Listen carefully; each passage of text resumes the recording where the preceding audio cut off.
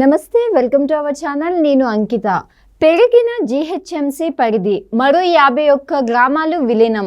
అయితే ఇది రియల్ ఎస్టేట్కి లాభమా నష్టమా అన్న టాపిక్ పైన డిస్కస్ చేయడానికి నాతో పాటు real estate expert Sanjay Nayak ఉన్నారు. ఆయనతో మాట్లాడదాం. నమస్తే సంజయ్ గారు. నమస్తే అమ్మా. ఇప్పుడు చూసుకుంటే జీహెచ్ఎంసీలో పరిధి అయితే పెరిగిందని తెలుస్తుంది. అయితే ఇక్కడ 51 గ్రామాలు విలీనం అయిందని తెలుస్తుంది. సో దీనివల్ల రియల్ ఎస్టేట్కి లాభం కలుగుతుందా, నష్టం కలుగుతుందా? సో ఇప్పుడు ఏదైతే హైదరాబాద్ లిమిట్స్ ఏదైతే ఉందో జిహెచ్ఎంసీ లిమిట్స్ని పెంచుతున్నారు. సో దీనివల్ల ఖచ్చితంగా లాభమే జరుగుతుంది. ఎందుకంటే ఎప్పుడైతే లిమిట్స్ అంతా కూడా ఇంతకుముందు ఏంటంటే అది బయట ఉన్నది కాస్త ఇప్పుడు హెచ్ఎండిఏలో అని జిహెచ్ఎంసీ లిమిట్లో కలిసినప్పుడు ఏమవుతుందంటే గవర్నమెంట్ నుంచి ఇంకొన్ని ఫెసిలిటీస్ వస్తాయి. ఎందుకు విలీనం చేసుకుంటున్నారు? దీనికి రీజన్ ఏంటంటే ఎక్కడైతే జనసాంద్రత ఎక్కువ ఉంటుందో, సో జనాలు పెరిగినప్పుడు అక్కడ ఎంప్లాయ్మెంట్ ఆపర్చునిటీ పెరిగినప్పుడు ఏమైందంటే అక్కడ రెవెన్యూ జనరేట్ అవుతుంది. సో రెవెన్యూ జనరేట్ అయినప్పుడు ఏమవుతుంది అంటే అక్కడ అన్ని రకాల ఎమ్యూనిటీస్ ఫెసిలిటీస్ గవర్నమెంట్ ప్రొవైడ్ చేయాలి. అప్పుడు గవర్నమెంట్ ఏం చేస్తుందంటే వాళ్ళకి కావాల్సిన ఎలక్ట్రిసిటీ కావచ్చు, రోడ్స్ కావచ్చు, అక్కడ సంబంధించిన మనకి టౌన్షిప్లు కట్టడం కావచ్చు, వాళ్ళకి అన్ని రకాల బెనిఫిట్స్ అనేది అక్కడ తీసుకురావడం జరుగుతుంది. సో దానివల్ల ఏమవుతుంది అంటే ఇంకా సిటీలోకి జనాలు రావడానికి ఎక్కువ ఇంట్రెస్ట్ చూపిస్తారు. ప్లస్ చుట్టుపక్కల అంతా కూడా ఇన్ఫ్రాస్ట్రక్చర్ డెవలప్మెంట్ అవుతుంది బాగా. ఎందుకంటే హైదరాబాద్లో కలిసిపోయింది, జిహెచ్ఎంసీలోకి కలిసిపోయింది. జిహెచ్ఎంసీ అంటే ఇప్పుడు గ్రేటర్ హైదరాబాద్ మున్సిపల్ కార్పొరేషన్లో కలిసిపోయింది అన్నప్పుడు గవర్నమెంట్ నుంచి ఫెసిలిటీస్ ఉంటాయి. దాంతోపాటు ఏంటంటే అక్కడ చుట్టుపక్కల ల్యాండ్ వాల్యూస్, మార్కెట్ వాల్యూస్ అనేది పెరుగుతుంది. ఎందుకు పెరుగుతుంది అంటే లిమిట్లో కలిసిపోయింది కదా, ఇంకా హైదరాబాద్లోకి వచ్చేసింది కదా. సో గవర్నమెంట్ నుంచి ఎట్లాగో సపోర్ట్ ఉంటుంది. ప్లస్ దీంతో పాటు ఇంకోటి ఏంటంటే ఈ జనాలు ఇక్కడ చుట్టుపక్కల వర్క్ చేసే వాళ్ళు కావచ్చు, తర్వాత ఇక్కడ చుట్టుపక్కల వచ్చి ఉండే వాళ్ళు కావచ్చు, వీళ్ళందరికీ ఎంప్లాయ్మెంట్ ఆపర్చునిటీ అనేది పెరుగుతుంది. సో ల్యాండ్ వాల్యూస్ అనేది ఎప్పుడు బాగా పెరుగుతుంది అంటే ఎప్పుడైతే ఎంప్లాయ్మెంట్ పెరుగుతుందో సరౌండింగ్ ఇండస్ట్రీస్ కానీ కంపెనీస్ కానీ రావడానికి ఎక్కువ స్కోప్ ఉంటుంది. కంపెనీస్ ఇండస్ట్రీస్ వచ్చిన తర్వాత అక్కడ ఆటోమేటిక్గా ఎంప్లాయ్మెంట్ జనరేట్ అవుతుంది. సో ఏదైనా ఒక కంపెనీ వచ్చినా, ఏదైనా ఒక డెవలప్మెంట్ జరిగినా ఆ ఒక్క ఏరియానే డెవలప్మెంట్ అవ్వదు. దాన్ని బేస్ చేసుకొని దాని సరౌండింగ్ ఉన్న 20 కిలోమీటర్ రేడియస్ ఆ ఎఫెక్ట్ అనేది ఉంటుంది. కాబట్టి ఇట్లా జిహెచ్ఎంసీలో కలపడం వల్ల ఏమవుతుంది, ఇంకా సిటీ అనేది లిమిట్స్ పెరుగుతుంది. ఇప్పుడు గవర్నమెంట్ కూడా ఇంకో మాట ఏం చెప్తున్నారంటే up to regional link road వరకు, అంటే ఓఆర్ఆర్ నుంచి రీజనల్ లింక్ రోడ్ వరకు అంతా కూడా హెచ్ఎండిఎల్ లిమిట్స్ని ఎక్స్పాన్షన్ చేస్తాం మేము. సో హైదరాబాద్లో ఉన్న ఏదైతే ఏరియా ఉందో ఇది ఇంకా ఎక్స్పాండ్ అవ్వడం వల్ల ఏమవుతుంది అంటే ఇది ఆల్రెడీ గ్లోబల్ సిటీ.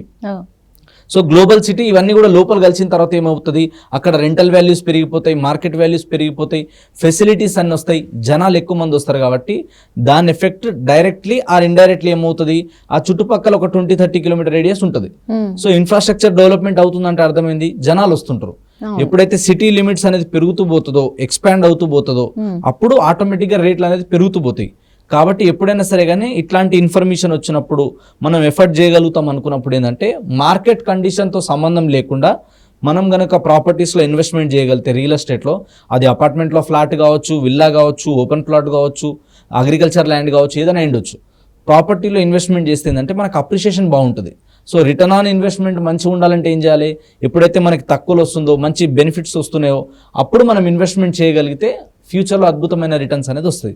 సో దీనికి ఏంటంటే ఈ లిమిట్స్ పెంచడం వల్ల దీంతో పాటు సరౌండింగ్ ఏరియాలో కూడా ఆటోమేటిక్గా ల్యాండ్ వాల్యూస్ అనేది పెరిగిపోతాయి. ఎందుకంటే లిమిట్ ఇక్కడ దాకా వచ్చింది, నెక్స్ట్ ఇక్కడ నుంచి ఇక్కడ ఎంత డిస్టెన్స్లోనే ఉంది కదా అని చెప్పేసి ఆ ఒక్క డెవలప్మెంట్ వల్ల సరౌండింగ్ ఏరియాస్కి కూడా ఎఫెక్ట్ అవుతుంది. అంటే ఇప్పుడు ఒక ఏరియా నుంచి ఇంకొక ఏరియాకి విలీనం అయినప్పుడు కూడా రియల్ ఎస్టేట్కి ఎలాంటి నష్టం ఉండదు, ప్రాఫిట్సే ఉంటాయి, నష్టం ఉండదు.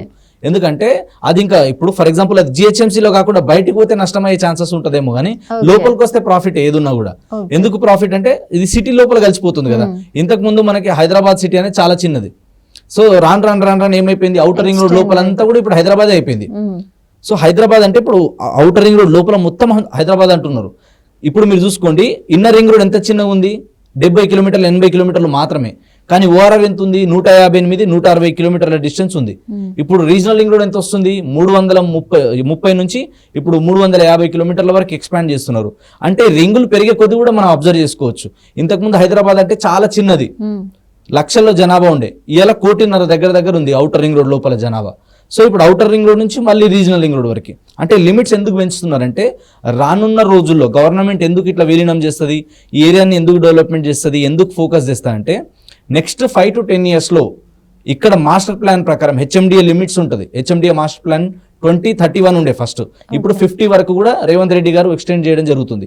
కొత్త మాస్టర్ ప్లాన్ మళ్ళీ అంటే ఎక్కడైతే చెరువు కట్టు ప్రాంతాలు ఉన్నాయో, ఎక్కడైతే మనకి లోతట్టు ప్రాంతాలు ఉన్నాయో, ఎక్కడైతే మనకి రావడానికి పోవడానికి ట్రాన్స్పోర్టేషన్ ఈజీ ఉన్నాయో, ఇట్లాంటి లొకేషన్స్ అన్ని గుర్తించి నెక్స్ట్ ఎమర్జింగ్ మార్కెట్ ఎక్కడ సైడ్ ఉంది, నెక్స్ట్ ఎక్కడ డెవలప్మెంట్ అవడానికి స్కోప్ ఉంది, పొటెన్షియల్ ఉన్న ఏరియాస్ ఏవేవి ఉన్నాయి, ఇవి గుర్తించి వీటిల్లో ఏ డిస్ట్రిక్ట్స్ని లేదా ఏ ఊర్లను మనం విలీనం చేసుకుంటే గవర్నమెంట్కి రెవెన్యూ వస్తుంది, డెవలప్మెంట్కి ఎక్కువ స్కోప్ ఉంది, ఇవన్నీ గవర్నమెంట్ చూసుకున్న తర్వాతనే విలీనం చేస్తుంది. సో దానివల్ల డైరెక్ట్లీ ఇండైరెక్ట్లీ రియల్ ఎస్టేట్కి అయితే ఖచ్చితంగా గ్రోత్ వస్తుంది, తగ్గడం అనేది ఉండదు. రియల్ ఎస్టేట్ పెరుగుతుంది. రియల్ ఎస్టేట్తో పాటు చుట్టుపక్కల అన్ని రకాల ఎమ్యూనిటీస్ ఫెసిలిటీస్ రావడం వల్ల ఎంప్లాయ్మెంట్ కూడా ఎక్కువ పెరగడానికి స్కోప్ ఉంటుంది. ఓకే.